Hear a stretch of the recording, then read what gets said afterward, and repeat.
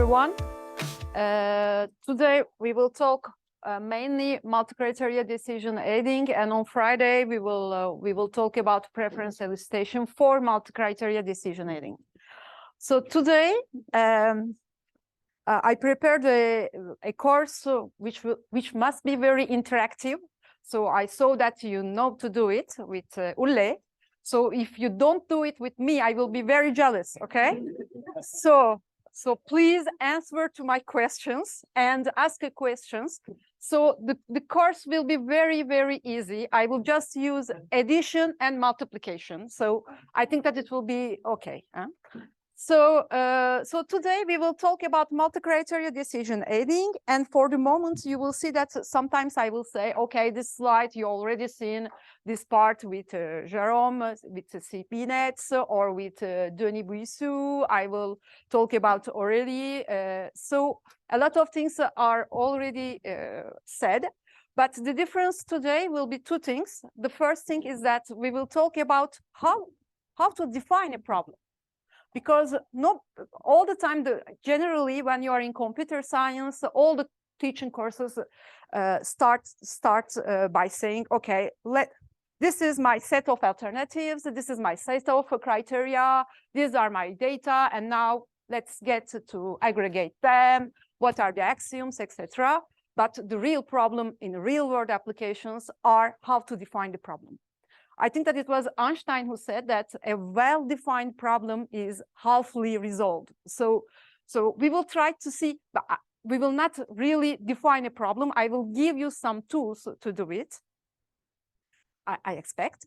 And the second difference is that I will try to use an example of real data. But you will see that it is not, if you like machine learning, you will be very disappointed because my data, it's just an Excel file. You know, I will have 4 columns and 200 lines, and that's it, okay? So let's start. I will give you my problem. My problem is I want to evaluate the human development of countries. And very similar problem. I want to compare the human development of countries. Okay, so I define my problem, okay? But who will use it? And why they will use it? In your opinion, who can use? Let's imagine that I know that France is a well-developed country, but Turkey is not a well-developed country. Or if I said that Germany is more developed than France, okay, but who will use it? This is a question. Companies to do what? Where to go? Companies. So it's a company and they want to implement a new firm or something like this, and they want to know which country is more developed. Is it this, for instance? Okay. Companies to develop industry. Okay. Other idea? Yeah. Nations eventually to give fundings for like developed countries. Okay, nations. So it's a very political thing, huh? So nations, where if I will give some money to not well-developed countries, so to give money countries. I know that I write very, very bad, but okay, other idea? Mm-hmm. Yes. So un homme de la rue, je sais pas comment on dit en anglais. Yeah, very standard people, so people to choose where to live.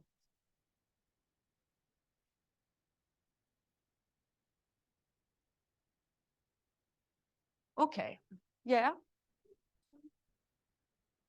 Politicians, what to do? What they will do, politicians?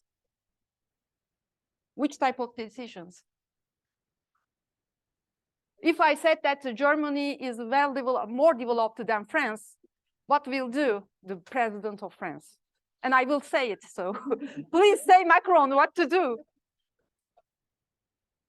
Some inspiration. Very, very good. You will see that.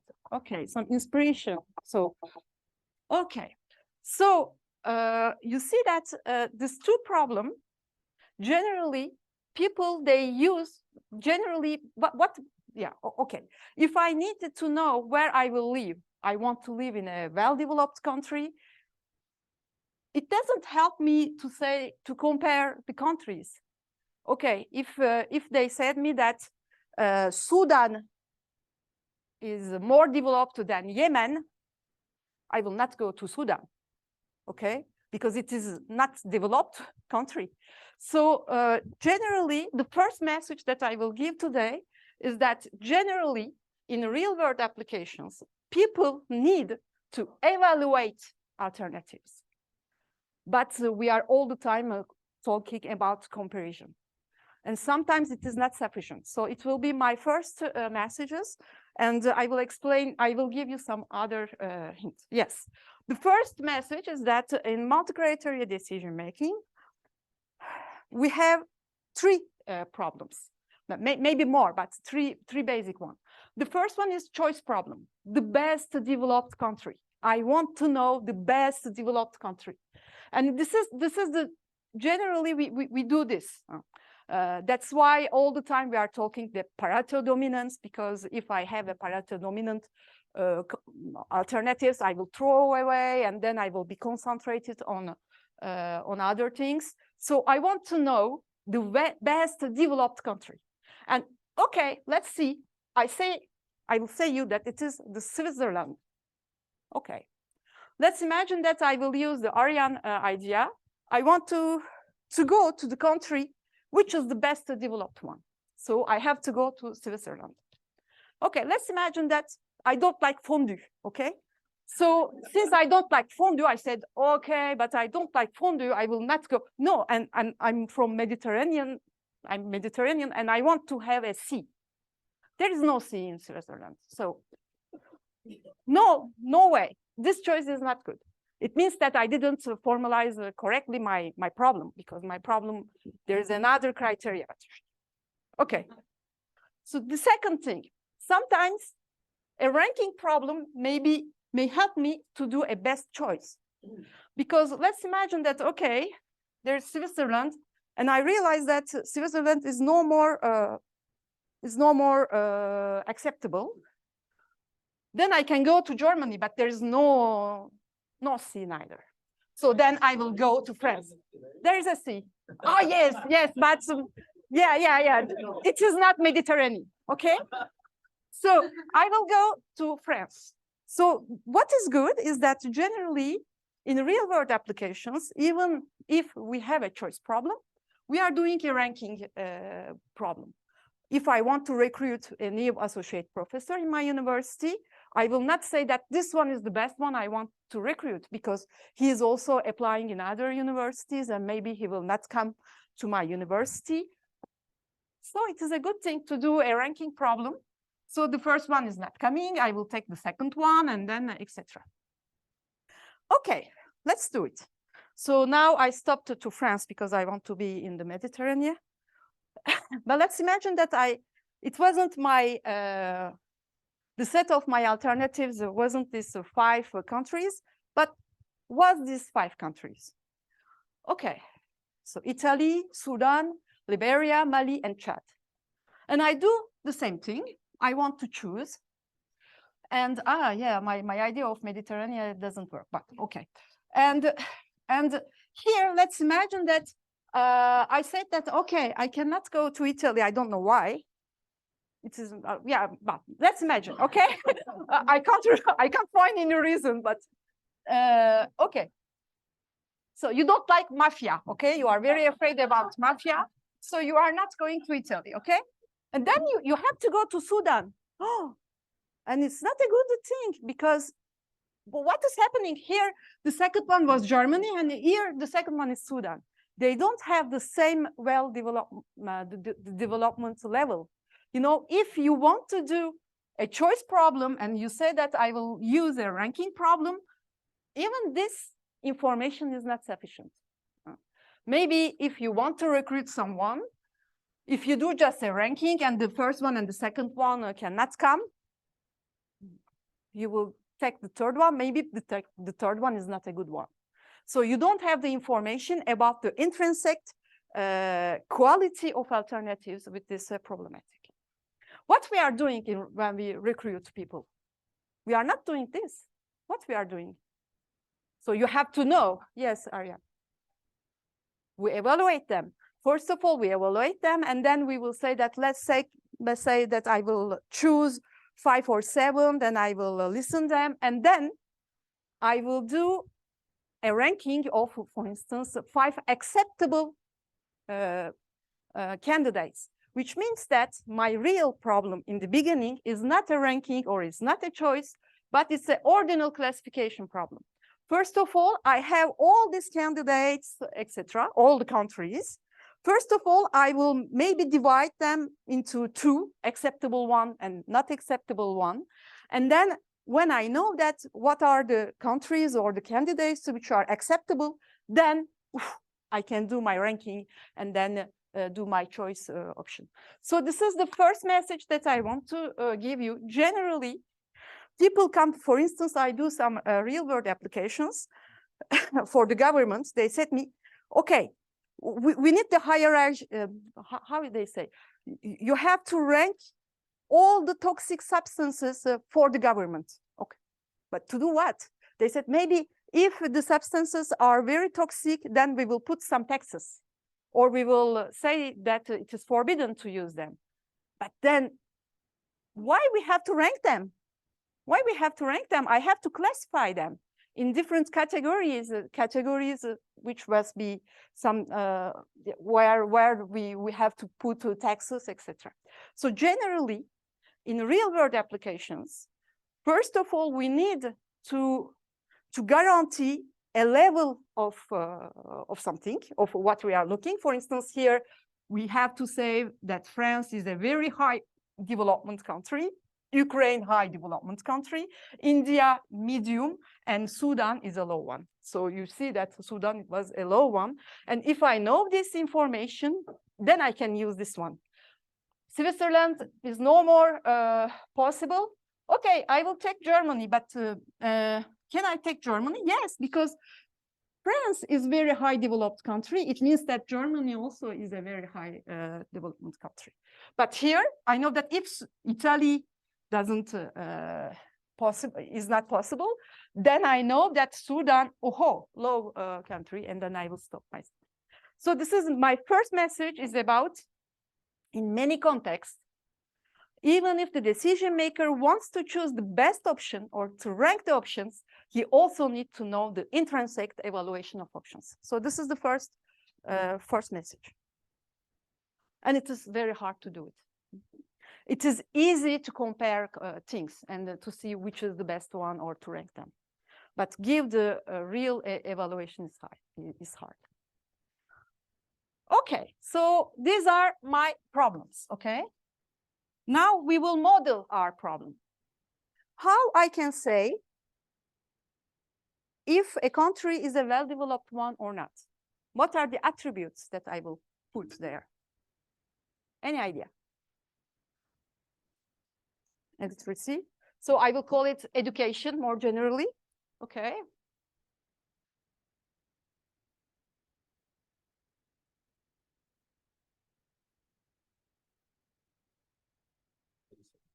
Medicine, so health. I heard it. Huh? There are some economists here, no? Because they just look to GDP, no? Okay, other things. Yeah. Happiness. We will talk about happiness during the break, because I was very jealous with Ule also, because he did this break, and I think that is a very good idea. So we will do also so happiness. No, it's hard to evaluate happiness. Huh? What? Yeah. So you have to ask people. Yes, but this is all the time the same problem with multi-agents system. It depends if how to compare different evaluations. You know, there are some pessimistic people, or okay, but okay. Other things. You are young, so you have to. Some evaluation of democracy or Democracy. I'm waiting one, and I'm not getting. Security. It wasn't this one, but I think that it's a good one. Yes, Nicola. Ah, yes, equalities. But it wasn't this one. Yes. I mean, it goes with health, but it's life expectancy. Yes, it goes with health. Yes. soft power, the cultural expansion. Freedom. Freedom. So democracy, freedom, soft power. Yes, environment. So we can stop because I hear about environment. Okay. So there are a lot of things. Okay. How I will model my problem. It's a very complicated thing. So that's why I think it is a little bit more complicated than sushi example. Okay. Okay. It's a difficult question. And generally, we don't care about this question. But if you don't define your problem well, then you have a big problem because you are doing Choquet integral and you are doing a lot of very complicated things, but no one cares about what you are doing. Okay. So what I like, this is my Bible. So everybody knows me. They know that I really like Kine. So Kine, he writes, it's all the book, value-focused thinking. So what he say, he's a person like Kine and Raifa. You already heard about them, I think, in many occasions. So this is a very good book. But if you are a little bit lazy, there are also a lot of the hundred papers about value-focused thinking of Kine, and there are tutorials of Kine. So you write just value-focused thinking and Kine, and you click on video, so you have the tutorials of Kine. So what he say, Kine here? He said that he was attacking people who were doing their modeling depending on the alternatives. He said that you are all the time saying, yeah, here the alternatives are very natural because there are countries, but sometimes the alternatives are not so natural and you have a real problem. And if you start by saying that, yeah, let's imagine that I want to choose, who wanted a husband, okay? If I want to choose a husband and I said, okay, these are my alternatives, these 10 guys, and I have to evaluate them and I will take the best one, maybe it is not a good idea. Let's start by saying why you are looking a husband. Maybe you don't need a husband. And even if you need a husband, why you are needing, what are the attributes that you need, etc., etc. So normally your problem, he was attacking people saying that when you define your problem, don't be alternative focused defining your problem. So now so he is a little bit old now. I don't know if he's alive, but I think yes. Now I add another message.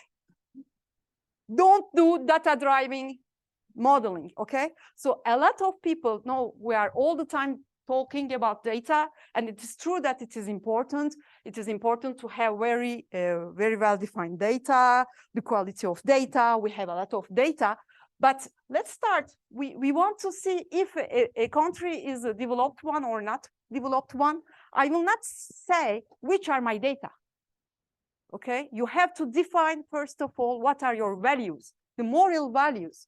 And in this classroom, our moral values is about education, about health, about GDP, about happiness, about equalities, about freedom. So these are my values. And we have to use our values in order to modelize our problem. And then we will use, of course, the data, and the data will be very important, but it mustn't be the focus in the beginning. So what he said, normally, he said that I have to define my values. And how I will define my values? Defining my values, I have to define a different type of objectives, mean objectives and fundamental objectives. So you don't need to read. It is just to show you that when you start working, like here, so I have many things. I think that if we worked 1 hour more, we will have something like this, okay? So generally, you start by MS. So you have big objectives. So I can read for you. It is about, it is even me, I cannot. It's a British Columbia hydro company, and their fundamental objective is quality of life in British Columbia.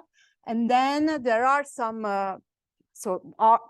there are some objectives like economic development, public environment values, health and safety, equity, quality of service, etc., etc. So these are here. And then you have the, for instance, for the environment, you have the plants, etc., etc. So you will start with a mess like this, okay? And then you will try to use some techniques that Kine give us, but it is a very management science thing, okay? So it is a little bit hard for us because two people doing the same thing, they will not end up with the same results. But in any case, we have some rules to do it. The idea is to have generally a hierarchical model. So I will have my strategy objective. I want to evaluate the development of a country, okay? And then I will have some fundamental objectives like education, health, environment, equity. And then I will say, by doing this, I will say all the time how I can do it. How I can do it. So how I can have a good education. How I can have a good health. So for good education, I will say that maybe I have to have good education in the primary school, in college, in etc., etc. And how I can have a good education in a primary school, etc. So when you will compose your model, you will ask the question of how in order to go down. And if you want to go to the bottom, you will say why. So for instance, someone tell me, I think that it was the lady, life expectancy. Why do we need life expectancy? Why? Why? Because life expectancy show me that people are living in good health. Why it is important to have a good health, etc., etc. And when I cannot answer this question of why, it means that I reached my strategic objective. So which is nice is that Kine, for instance, for this messaging, he used some techniques, and he did this, and he obtained a very clear model here. So what are the techniques that he will use? The first thing is that do a wish list. What do you want? What do you value? What should you want? So for instance, so I think that it was our values, our wishes. So we want to live in a country where we are free, where we are happy, where we are in a good health. So these are my values. And then after this wish list, sometimes when you work with decision makers, it is also good to ask, what is a perfect alternative? Let's imagine that you want to live in a utopic country. What do you want in this country? So then you can explain. You can also ask the inverse question, what is a terrible alternative and why it is terrible? And then you can also maybe find some idea. For instance, I was a little bit astonished about security issues. Generally, security issues, when you talk about developed country for instance, in Venezuela, they will talk about security, but generally in France, they don't talk about security because you don't have any problem. When you don't have any problem, you forget that it is important. So he helped us to do these things. Okay, I will not read them all. And then using his techniques, maybe you can do a better model, but it will not be perfect because it is not a real science. You know, it's tools. Okay. So there are many articles on value-focused thinking, and there are a lot of applications about it also. So I think that really read them. For instance, this one is old, but it is a very good thing because even it is old, the problem is all the time the same. So how to model a problem? It is not like a machine learning, 20 years ago, it's too old. You are all the time modelizing it in the same way. Okay, so we will not do all these things in order to modelize our problem, okay, well-developed country. We will use something which is already there, okay? Have you ever heard about Human Development Index? Okay, so we will take, they did it. So may Human Development Index have already solved our problem? Maybe they already solved our problem, and we will see how they do it, and if it is good, if it is bad, and okay, let's check. So there are many articles about Human Development Index, hundreds of papers, scientific papers in journals, very serious things, and also there are many articles. Yes, because I saw 1 month ago. So it is in French, but it is in a journal which is serious. So Le Monde, chute générale de l'indice de développement humain pour la 2e année d'affilée. Donc, so they will say, wow, early warning systems. They are saying, oh, this year and the last year, the Human Development Index is decreased for all the countries. It's a very big problem, and then they will talk about it, etc. So this is something that this Human Development Index, okay, there are many articles, scientific articles, but also it is very mediatic and it is very used one.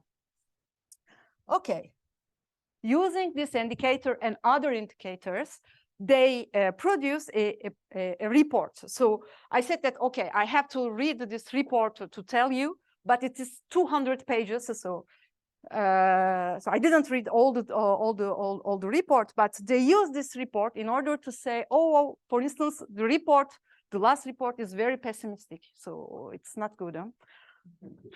So they are talking about pandemics. They are talking artificial intelligence. If it is a danger, it's a dangerous things, or if we can use it for good things, etc., etc. So there are a lot of things in this report, and I think that this Human Development Index, it's an advertising thing for them, because everybody will use this Human Development Index, and then maybe they will start to read and they will stop as me. But so then they are doing a real job using this indicator. Okay, what is this indicator? So the question that I ask you, who will use it and to do what? So on their web page, they say this. Let's say. Okay, I will read you. The Human Development Index was created to emphasize that people and their capabilities. So I think that Nicola will be happy because he's working on capabilities. So that people and their capabilities should be the ultimate criteria for assessing the development of a country, not economic ground alone. So economists. So the GDP is not the only thing that we have to look for. We have to look the capabilities of people. So this is to emphasize that they create this indicator. And they continue. The Human Development Index can also be used to question national policy. So someone talk about it. Question national policy choices. So it is a very powerful thing. So they really want to do something very strong, asking how 2 countries with the same level of GNI per capita can end up with different human development outcomes. Oh, they will attack some countries. They will attack some countries saying that you are rich, but you are not doing good. And they will use this indicator. This contrast can stimulate debate about government policy priorities. So it's a very powerful thing that they want to do. And they really use it. Huh? So let's check. I will try. Let's check their webpage. Okay, so this is their webpage. And now they are also, they put a video to say that, to advertise a little bit. Merci. And okay, in their webpage, you have this, okay? So what is this? So here you have all the years, and here you have the score of a GDP index, and here are the countries, okay? So we are getting better and better. So wow, we are more and more developed. And if you want to, yeah, for instance, here I have Argentina. I have all the evaluations of Argentina and so on. And then even in this web page, so you asked me about data, so you can get the data. Okay, just a click, you have all the data. Yeah.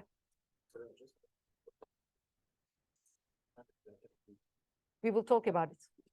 Yeah, the next slide, I think. Okay, so this is their web page, and it is very, very nice because you have also the reports, so this report that I showed you with 300 pages, but you have also the technical reports where they explain every details about how they calculate this indicator. Okay, let's do now my thing. Non. Ça s'est aperçu, en fait, je cherche le PDF. Ouais, voilà. Okay. Let's see how they do it. So when you get their data, you will have all this information. So let's check all this information. So I need the Excel file.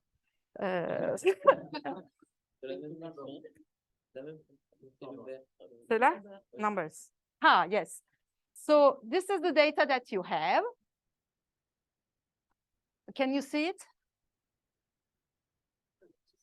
More or less. Okay, that's good. Okay, so the winner is, but you know, Switzerland, okay?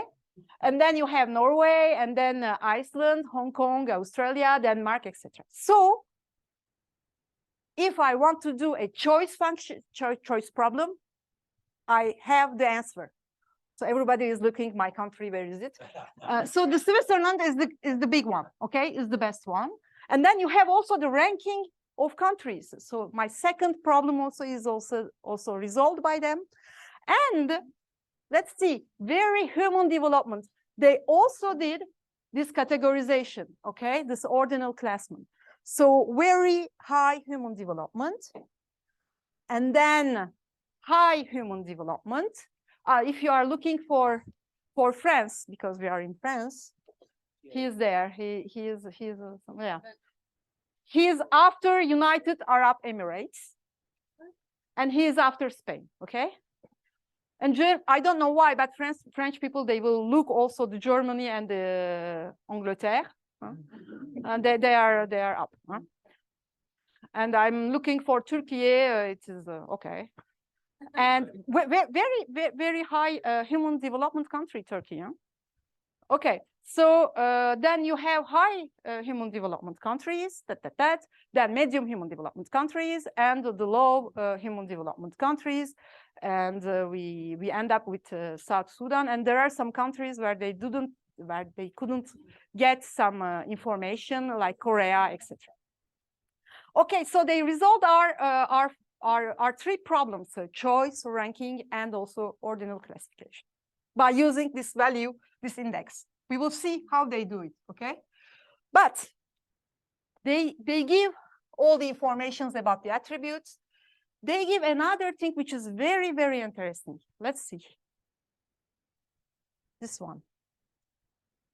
This one is very interesting. Okay. Can you see it?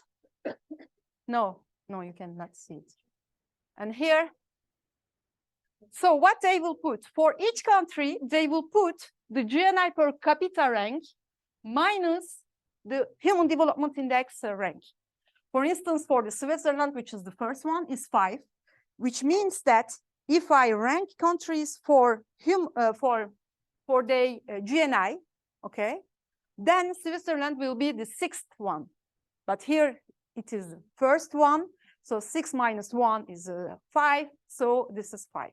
So if this number is positive, it means that your rank in Human Development Index is better than your rank with GNI. Okay. So it means that Switzerland, they are doing better than what they are doing with their GNI.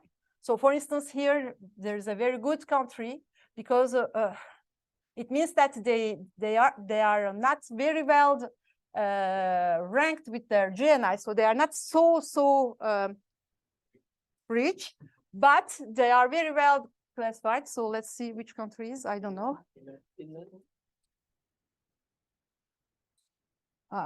So which one is?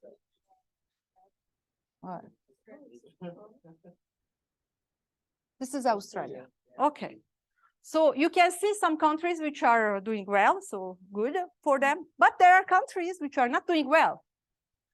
And let's see which are these countries. So I have to, yeah, all these minus things, okay? So I will say you that the first one, -3, is not so problematic, -3, okay, Ireland.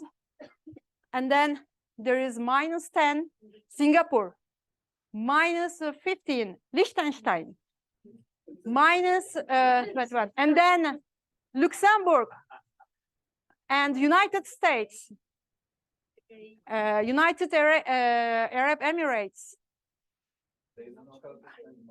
They don't know how to spend money. Exactly. So this is the message that they want to give. Okay. And of course, so we have worse. We have Andorra. We have worse. We have Qatar. PSG supporters.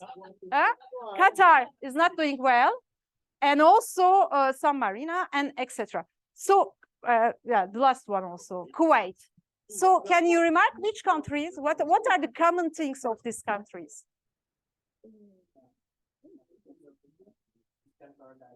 Yeah, they are either fiscal paradise, like Liechtenstein and Luxembourg, and I will say, okay. The resources are very bad. There are countries where you can find that there are rich people, but also poor. So you think that there are countries which are not, the equality is not good. Yes, you're right, but it is not because of this that they are there. Yeah, other things, Kuwait, Arab Emirates. Yes, gas countries. So they really want to use this index in order to say to all these countries, think about your policy. Yeah? You are a rich country, but you are not well ranked in with my index. Okay. Okay, let's try to do my thing. Up. Yes. So on the Excel file, we can find the human development rank of countries. Okay. The GNI per capita rank of countries, the score of countries for this index, the category of each country, and the evaluation of each country. Yes, I forgot to do last column. They showed you if you did better than the last time. For instance, I don't know why France he left. He lose 2 ranking places. Okay, so this is this fly. Okay. So how they do? So I will show you how they do the best choice and the ranking, but I will first of all explain you how they use this categorization thing. Okay. So let's remember very high development country, medium, and low one. So what they do is just they will use the human development index, and then boom, they will use the data. Okay. And they will say that they will use just the quartiles of the data. And they will say that if your score is more than 0.8, then you are a very high development country. If it is between this value and this value, it will be high development country, etc. So they will use just this score that we will discover now. And they put some cut points just like this, using the data, the quartiles, saying that if you are a very good developed country or not. Okay? Let's continue. And then they will give you a very, very nice picture of the world. So the darker is better, okay? So here, for instance, very high development country, you see them a little bit like black. And then there are some countries which are green, where they didn't get I think, data and etc. So this is the picture of the world about human development. Okay. So it was 2020. Okay. So how they do this? So they will just, so we had a lot of things here, huh? So they will just use three things: long and healthy life. Ah, we already think about it, so good. The knowledge, education, so okay. A decent standard of living, okay, so the standard of living. And in order to calculate the health, they will calculate the life expectancy at birth. Bravo. And then in order to see the knowledge, they will just see the expected years of schooling and the mean years of schooling. The difference is that expected years of schooling, it's when a child born, we think that he will do 10 years. And this is the mean, because there are old people where they didn't get this education. And then they will use the decent standard of living. It will be the GNI per capita, okay? And they will put these three things, and they forget about happiness, democracy, security, equality, because they were a little bit data driven. I think they wanted to use this. Yes.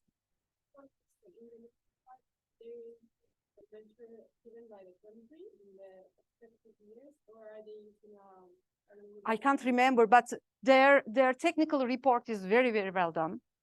All the data that they use, they say where they get them, but I can't remember really. I didn't really look, but you have the information, which is very nice with this indicator, which is not the case of the majority of indicators. You have everything. So when there's a missing data, they explain where, how they do, etc. Okay. Okay, let's continue. So first thing that people from multi-criteria decision making do is to check Pareto dominance. Okay, so hopefully Denis is not here. And so the Pareto dominance is very easy. I will say that X is more developed than Y, if and only if for all the attributes, so health, education, and standard of living, X is better than Y. And normally, yes, I write it like this. Normally, if I want a strict one, I have to have just one, at least one alternative, one criteria where it is a strict comparison, of course. So this data is not a good data. So when I choose this, I said maybe it is not a good example for multi-criteria decision making, because generally in multi-criteria decision making, the criteria are very conflicting. You want to buy a car, the price is all the time saying the inverse of all the other criteria, because if the comfort is good, the safety is good, then the price is not good. Okay. But here is not the is not the case, because generally there are some positive correlations between all the three attributes. So, so that's why generally in real life applications, if you look non-dominated alternatives, it is not a good idea to do this. But here, if I check all the pairwise comparison that I can do with 189 countries, I have this number of pairwise comparison, and the third, fourth of this comparison are already done with Pareto dominance. Okay, so all the things that I will explain you is about the one fourth of comparisons. All the other comparisons are already done with Pareto dominance. Okay, so maybe I will just stop here as Ule did. I'm very jealous, and but a little difference is that I will propose you, if you don't know what to do during the break of 10 minutes, there is a very nice and amazing indicator that I really like. It is Better Life Index, so le bonheur là. Alors, c'est vraiment très drôle. It's very amazing because this is OCDE, so OECD. So they create a bonheur, so Better Life Index. And so you have the countries, and they define different criteria like the education, environment, health, etc. And then as a user, you can choose which are the most important things for you. And then you will have the flowers changing here and the way that they are doing. I will not explain you, but let's imagine that the most important thing, let's say that the most important thing is the education, because we are doing a school here. And all the other things, I don't care about it. Yeah, I'm changing the weights. And here I changed the weights, but it's not there. I don't know why. Ah. Il est là. Help. No, it's okay. Okay. Yes. So I said that the education is the most important thing, and then you see the change of on your countries, and they put the flowers and all the leaves represent a criteria, etc. So 10 minutes of break. So then I can, and then if you want to play with this, pourquoi pas? Okay. See you in 10 minutes. Okay, so what I was saying, just remember that if I use the Pareto dominance, I know 74% of all the pairwise comparisons, I already know them, okay? So what I will explain now, it's about the rest of 26% of comparisons. I need all these things. So in order to do all these things, okay, I know that I will use these three attributes: life expectancy, the mean education and expected education, and also the GNI per capita. But I have many options to do it. So I can use the additive utility. Remember the talk of Denis Bissou. I can use the geometric mean. I can use ordered weight average. I will not say here. You have other methods like TOPSIS, which is based on the idea that you can have an ideal country and a very bad country, and your score will depend how far you are from both of them. Okay. You have analytical hierarchic process, which is very famous in United States. It's about this modeling way of hierarchy.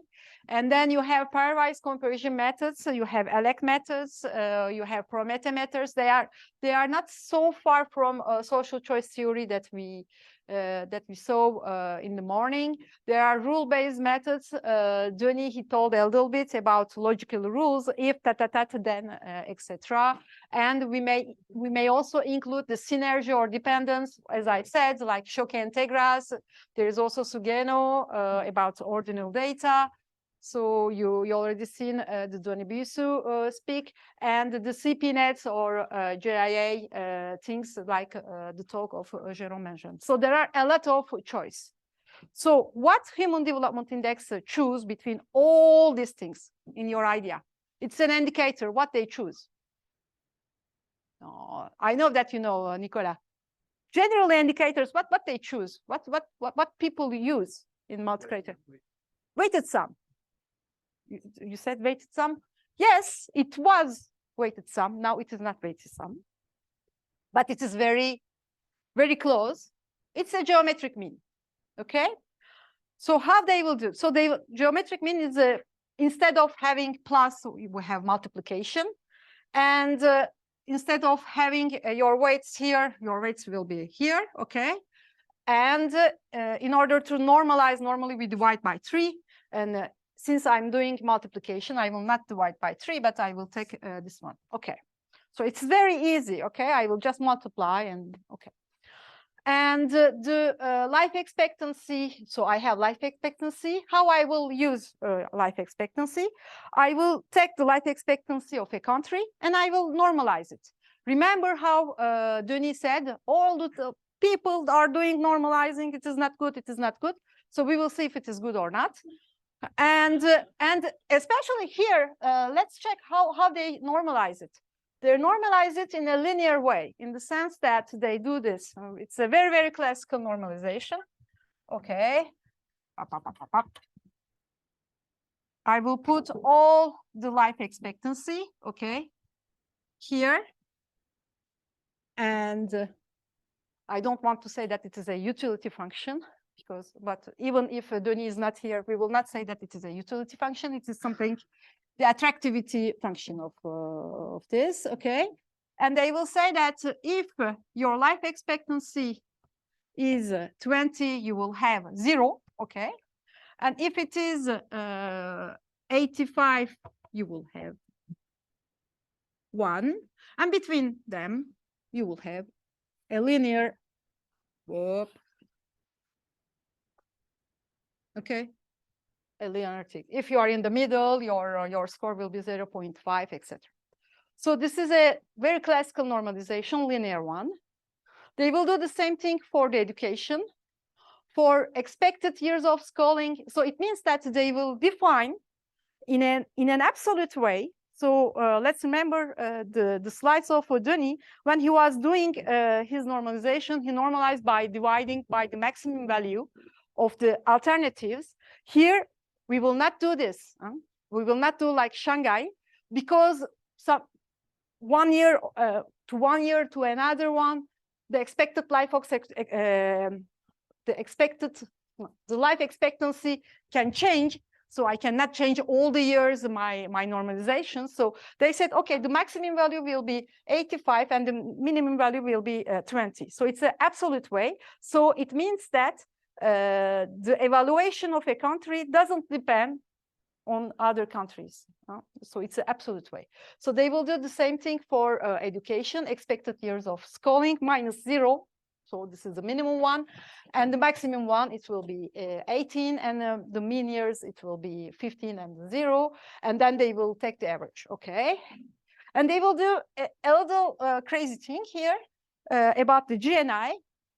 In order to take the GNI, and they can just take the GNI and then minus the minimum GNI divided by maximum minus the minimum. This is the normalization that we do here. They will first of all transform the GNI with the logarithmic function, the ln function, okay? And for them, the minimum GNI will be 100 and the maximum one will be $7,500. And let's know that there are many countries which are more than this for the moment. Okay, they will do this these things, and then they will multiply the 3 of them, and then they will take the third square. Okay, okay. But why do you use the geometry? Yes, I will say this is this. Why? Okay, so first of all, I will just show you. Very, for Sudan, for instance, it is a very easy. The life expectancy is this, and then minus 20 divided by maximum minus minimum, and I have the score. I will do the same thing for education, and I will do also for income index. So the standard of living with the GNI per capita of Sudan, the ln of this, and minus, etc., etc. And then they will multiply, etc. So the score of Sudan is 0.510. Okay.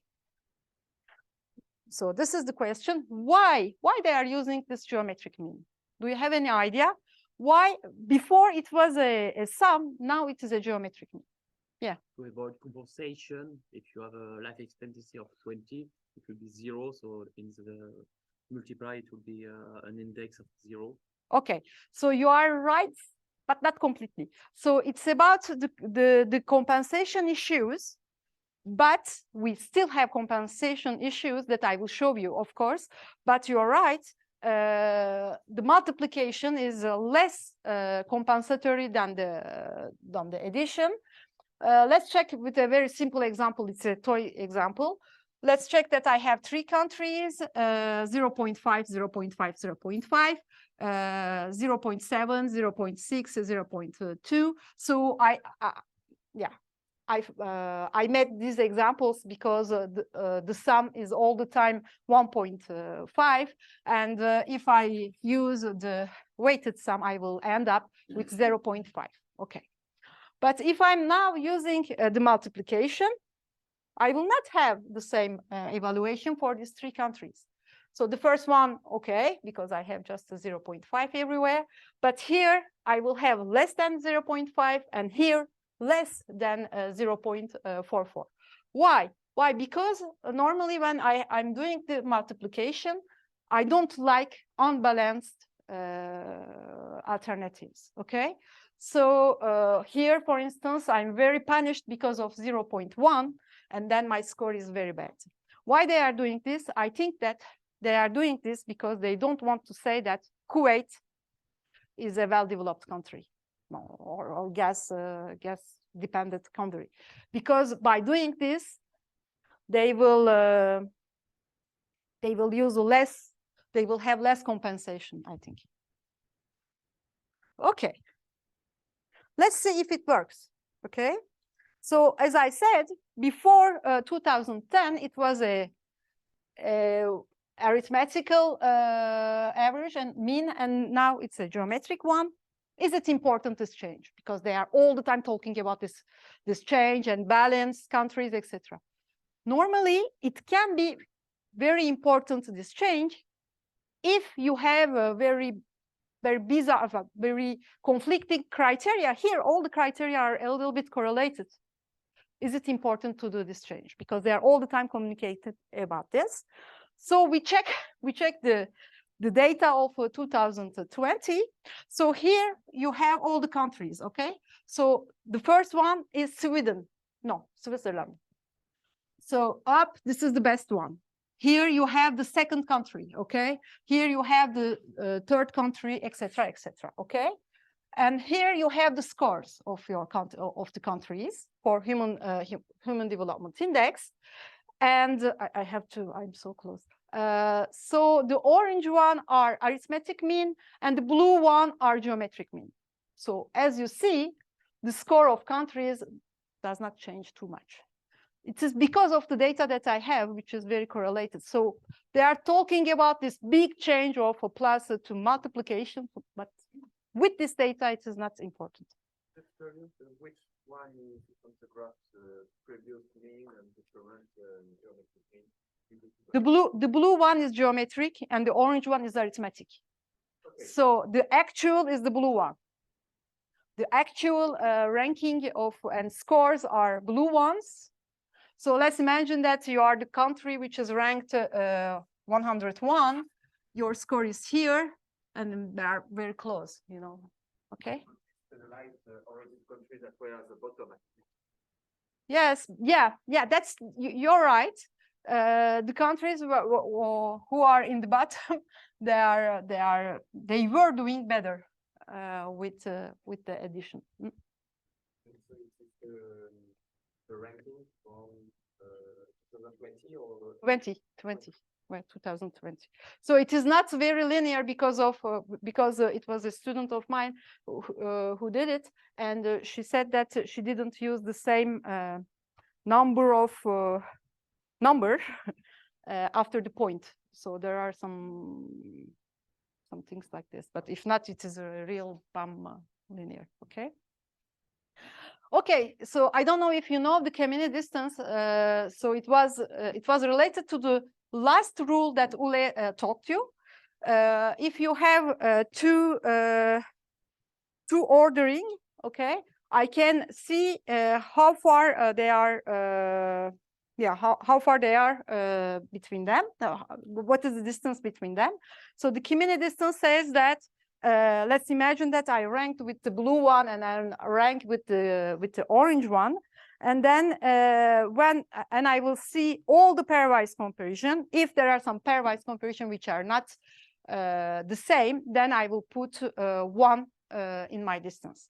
So if I use this, I will just see that the ranking of this two, the arithmetic one or the geometric one, is very, very close. It's 0.6 of all the comparisons, which are different. So it is not so important change here. But they also change other things. So I do my comments on relative and absolute normalization. The relative normalization is not good because if it is relative, if the maximum and the minimum values depend on the countries, then the countries, when they change their evaluation, everything is changing. And then I cannot compare my scoring of this year to my scoring of the last year because it is not the same model. Okay. And before, the minimum value was 25, and now it's 20. Why?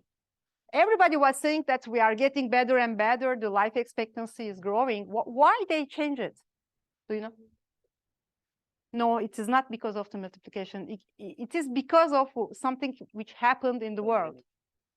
Pandemic? Not, no, it is pandemic. If it was pandemic, it was good. It was because of human. The life expectancy is no longer growing and growing. It starts to stabilize a bit, correct? No, No. it is because of something happened in Africa. The genocide of Rwanda. And the Rwanda, 1 year, they had a minus life expectancy. So then they put to 20. Now they are getting good.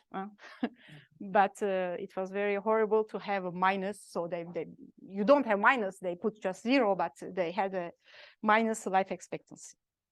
Okay, but is it important, this change? So before it was 20, no, before it was 25, and now it is 20. Is it important, this change? It's important, this change, because, no, it's important. Why it's important? Because changing your way to modelize, you change the weights. No, for the moment, I didn't talk about the weights because they say that they don't have weights, but it is not real. They have the weights. It's 1/3, 1/3, 1/3, okay? So they are not using this. So here, normally, when you have an additive or multiplication formula, there is a compensation, and then the weights represent the trade-offs. Let's remember the course of Donibisu. So it means that now changing the 25 to 20, I'm changing the trade-offs between criteria, and then I'm changing the weight of criteria. So if now putting 20 here and here, it means that now the LAA, so the life expectancy, contributes more in the score now because of this change. So the score of everybody gets better if you are doing better in life expectancy, but it is less selective for the ranking. Let's see. Just an example here. So let's imagine that I have 2 countries with life expectancy 70 and 80.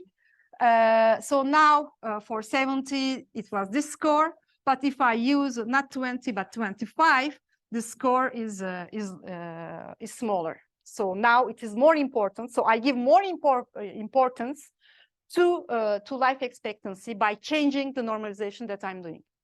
And the same thing, of course, for the other country. But it is less, how you say, it is less selective when I will compare them, because now the difference between their score is 0.154, and before it was greater.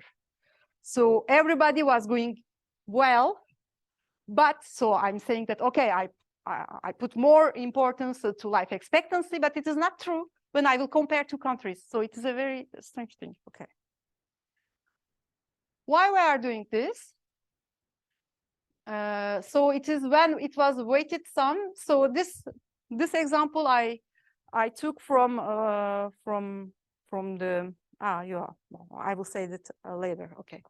So so the message that I want to say. So it is an example, an old example. Which show that the comparison between South Korea and Costa Rica can change if I change the maximum and the minimum values.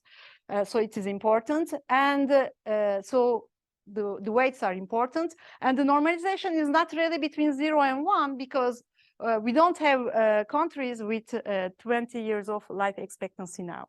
So the second message that I want to show you, remember Denis' talk, the normalization and the trade-offs are correlated. So it is very crazy when you want to do real-world applications with very clever people, you know, they start by saying, okay, let's talk about weights. And they said, is the money is more important than the health? I don't know. But I was saying, wait. We don't know which aggregator we will use. We don't know how we will normalize the data. So it is completely crazy to say that, for instance, let's imagine that I want to say that the health is the more important. I can still have the same weights, 1/3, 1/3, 1/3, and I change all my normalization, and then the life expectancy is more important than the other things. So the weights are really correlated to the normalization that you will do. So it is completely meaningless to talk about the weights without knowing how you are doing your normalization. So that's why normally it is forbidden to talk about the importance of criteria when you talk about weighted sum or geometric mean. You have to talk about the trade-offs. So, okay. So it is not so important. The education also is changed. Before they didn't use this expectancy of schooling, but they were using the percentage of literacy. Someone talked about it, and also the percentage of education. And it was a real problem because for the other attributes, they don't use the percentage. They are doing normalization, and here they were using percentage. So it was a little bit strange because when you use percentage, you don't have the data between 0 and 1. It's the percentage. You never have 0. And so you are not using in the same way the whole scale. Okay, let's take GNI. So now I need you. Because, yeah, we will see why they are using this logarithmic transformation. So can you read it? I'm a little bit tired. So you read it and you answer me, okay?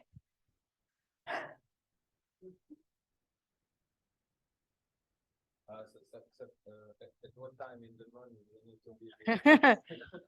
So okay, you earn 1,700 euros per month. Your job is 20 minutes away from your home. So you took a train, okay? And it's 20 minutes. You can be seated in the train. Everything is very nice, okay? And now your PhD advisor say that I will say you that you have to go away a little bit, 1 hour away from your home, but all the other things is the same. So you will take the same train, you will be seated, everything is, you will have the same very sympathetic people to work with, everything is the same, okay? The only difference is the minutes that you will put for your job. And let's imagine that your advisor has a money and you can really negotiate with him. And then you can ask more money, okay? Because you will suffering, okay? So from which salary do you start to accept this new job? Let's imagine. There is no wrong answer, except if you say less than 1,700, but there is no. For me, the number of days per year when I have to wake up and it's still dark is very important. So I want to calculate this. But calculate this. I don't know. Don't calculate. So this is the problem with yes. I want more money. If it's later in the day, I don't need that much. So you are saying, yeah, it is the same. Okay, let's imagine it's in the morning. Just Start at 9 o'clock. 9 o'clock. Okay. You are a researcher, no? You are not teacher. Huh? Okay. Yeah. Okay. Okay. Oui.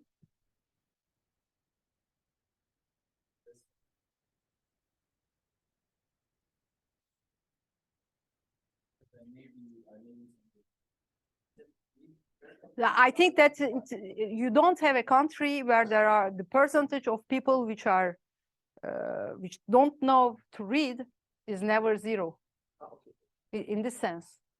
Because in general, percentages are between 0 and 1.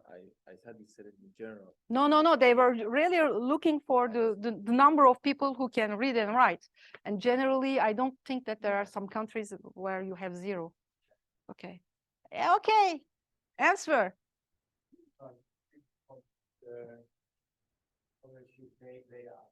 Don't think about computing. I really want just naive response. Let's imagine that I am a psychologist and I just want to do, I don't know if you know, like Kemeny and Kahneman. I just want to have an answer, okay? Two? 2,000. Okay.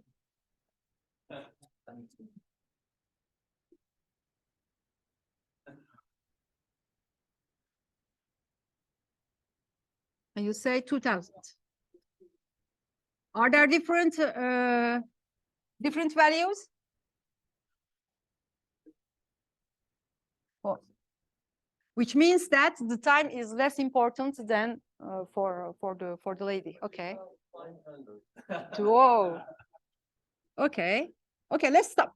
He just thinks it's an occasion to negotiate the salaries. Yes, but you have a good advisor, so he will not accept crazy things. Okay, the 2,000. Okay, maybe. Okay, okay. I get my answer. Let's check the middle, the medium one. Okay. Now we will dream about the future. Okay. Your talents have finally been recognized. So you are recruited in Google. Okay. And I think that you can even more learn.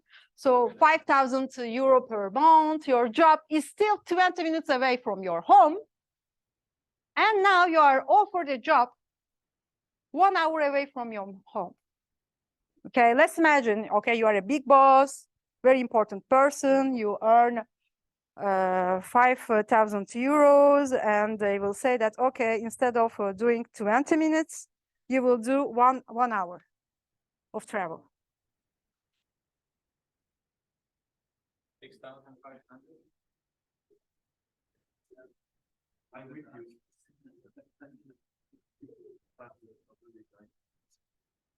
What else? Are you okay with this? Is reasonable? Okay. So it means that your utilities are not linear. Okay. You say that the change of 40 minutes, here it is 200 euros, and here the same thing, it's 1,500 euros. It means that your utility is not linear. Why it is not linear? Because it is very well known in economy, the marginal contribution of more money when you are rich, it doesn't matter the same thing when you are poor, okay? So this is the same thing. If I give you 100 euros now, you will be happy. If I give my 100 euros to, I don't know, to the big boss of Macintosh, he will say, why? Okay, so this idea. And this idea, you can use it with a different transformation, and they use the GNI, for GNI, the logarithmic one. So they are very bummed with logarithmic one because the transformation is very hard. So let's see why this is not linear. So it means that, so it is not a very good one, but it means that when I change from this to this, the difference is here. From this to this, the difference will be just here, okay, the utility.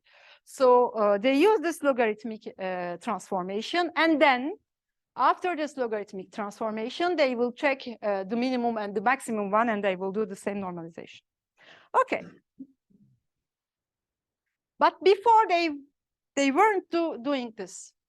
Before 2000, they were doing another transformation.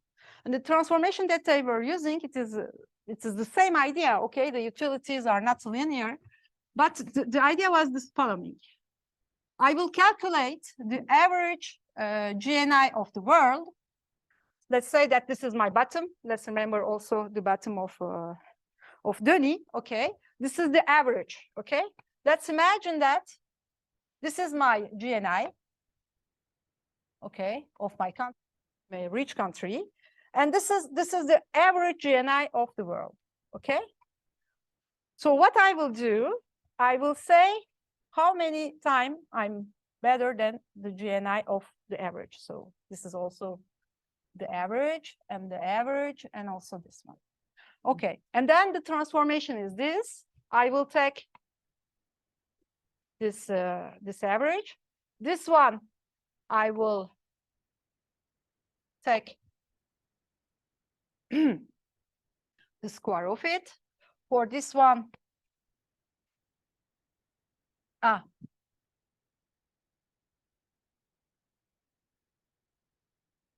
for this one, it will be 4 as. So my real value minus, I did 4. So each time that I'm double the average GNI, I will have smaller and smaller and smaller things that I will add to my utility. So before 2000, they were using this transformation, but we don't know why, they don't explain. They changed from this transformation to a logarithmic one. I think that we know why they do it. Why they do it? Let's check here for instance, with real examples. You have different countries. For instance, you have India. Sorry, it is in French, but I think that you can understand. So the India is the GNI of India is less than the average of the world. And if I use the logarithmic transformation and then I do the normalization, the point for the GNI for India, it will be 0.64, okay? But if I use the Atkinson one, is 0.38. India, this country didn't do anything good, but just changing from Atkinson to logarithmic one, he doubled his score in the GNI. And it is the same thing for Mexico. Okay, for Mexico, for Mexico. So before with LNA, his score will be 0.69, and before it was 0.54. But if I see for Qatar, before the Qatar it was more than 1, and now it is 1. So for very rich countries, it is not a good thing, this transformation, and for poor countries, it is a very good thing. And then we can see here.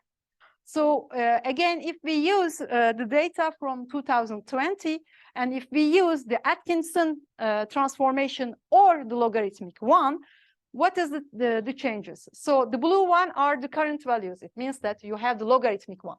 So this is the logarithmic one, okay? The scoring of all the people here, okay?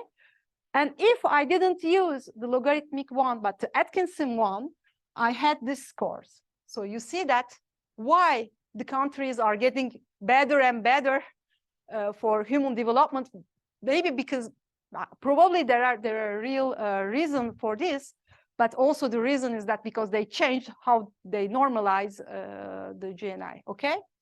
So I think that is a very political thing to say that all these poor countries, now they can get a better human development index. I have to stop. Yeah, let's check. Okay, I will stop just here. Maybe. Yes, but we did a break. I can have 5 minutes. Where is Sebastian? He break. He's okay. So, so the thing is also, if I use, for instance, this is the categorization, the 4 categories that I had. If I didn't use the logarithmic one, but Atkinson one, and using all the same quartiles, I don't have the same images of the world, okay? So here the world is well categorized. I have 4 families of a development country. And here you have 3 categories. You have here low developed countries. Well developed countries are, I have more developed countries, and this one. So I didn't change anything. I just changed the way that I normalize the 1 attributes between 3, and a lot of things changed, but the word is the same, okay? But not the results that we have. So maybe we can stop here, and tomorrow we will talk about the compensation and other things, and I hope that, yes, probably I will have time to talk about preference elicitation. Okay. Are there some questions for this first part?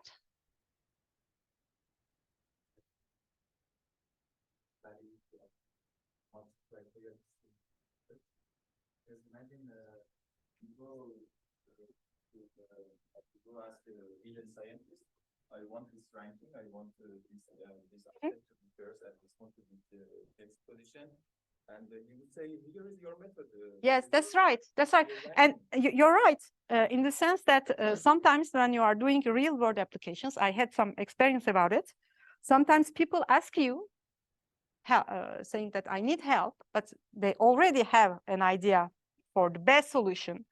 And they know that you will find the best parameters which will go by them. That's true. That's true. But this is the world. If you want to cheat, you can cheat also with other ways. But if you want to do it very correctly, you can say to these people, I had this experience. I will not give the name of the firm, but it was very, very big firm, very well known in France.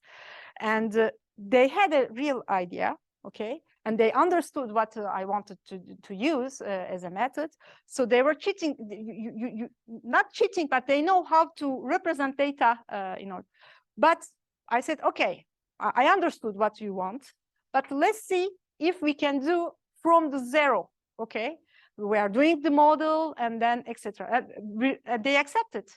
And then we did it, and they find this a second solution, and then they were very happy because the solution that they wanted was also the best one, but we found also another one, and they wouldn't expect this one. They wouldn't think about it. So they were happy about it. So if you do well your job, I think that you can maybe manage things, but it's not easy. Huh? But you're right. I think that as an expert, if we are working on the multi-criteria decision making, we have a lot of power, because the indicators that you have. No, I will finish it. This is the last question. The indicators that we have are there to put pressure, when you change the indicator, you change how people works. For instance, in France, the students, we evaluate with weighted sum, okay? So I know the students, sometimes they said, oh, this teaching is very hard, so now I will investigate in another one, and then it is compensated. So you change how students work. In Turkey, when I was in the university, you have to validate each courses. And if you don't validate the courses, the next year you have to retake. And then you don't have the same strategy. So the indicators are very important, because the way that you evaluate people or countries, you can change the way that they are acting. So it is very powerful. So it's a very powerful tool. Huh? Okay. So see you on Friday.